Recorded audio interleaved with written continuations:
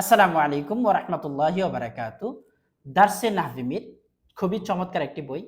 নাহু শাস্ত্রের জন্য যারা নাহু নিয়ে পড়াশোনা করছেন, তালিবুল ইলম কিংবা উস্তাজে কেরাম যারা নাহভিমির পড়েন কিংবা নাহভিমির পড়াচ্ছেন তাদের জন্য চমৎকার একটি বই যদি আমি বলি, এটি হচ্ছেন দরসে নাহভিমির। এটি লিখেছেন উস্তাজে মুহতারাম মুফতি ইমদাদুল্লাহ হাফিজাউল্লাহ।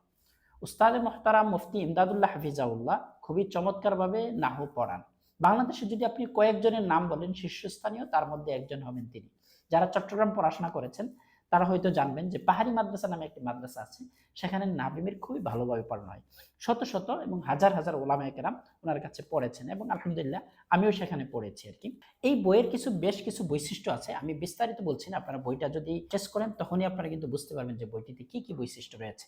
আমি বিশেষ করে ছাত্র উস্তাদগণকে যারা নাকি নাহভিমির পড়ান তাদেরকে রিকমেন্ড করব যে আপনারা বইটি সংগ্রহ করতে পারেন।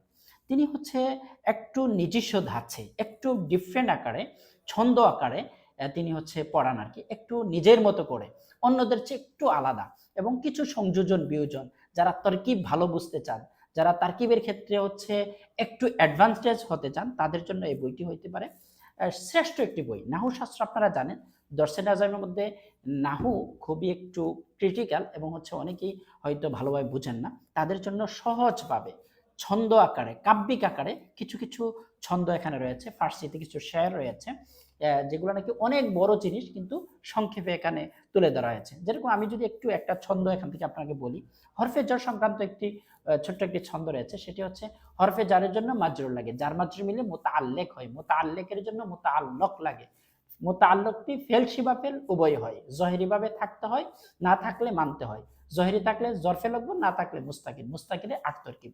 দেখুন, যারা নাহু বুঝেন তারা হয়তো বুঝতে পারবে যে এই নাহু শাস্ত্রের মধ্যে হরফে জরের যে আট তরকিব, এটা জাইদুন ফিদ্দারি, এটার মধ্যে যে আট তরকিব আছে খুবই সহজে এখানে উল্লেখ করা হয়েছে।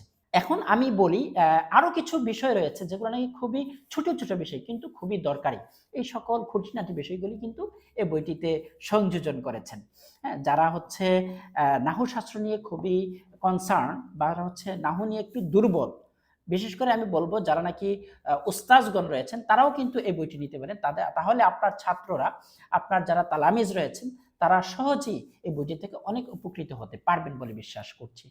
আলহামদুলিল্লাহ, আমিও এই বইটি পড়েছি, আপনারাও বইটি পড়তে পারেন। আশা করছি আপনার নাহু শাস্ত্রের জন্য বইটি খুবই দারুণ হবে এবং বইটি খুবই আপনার উপকারে আসবে। আসসালামু আলাইকুম ওয়া রাহমাতুল্লাহ।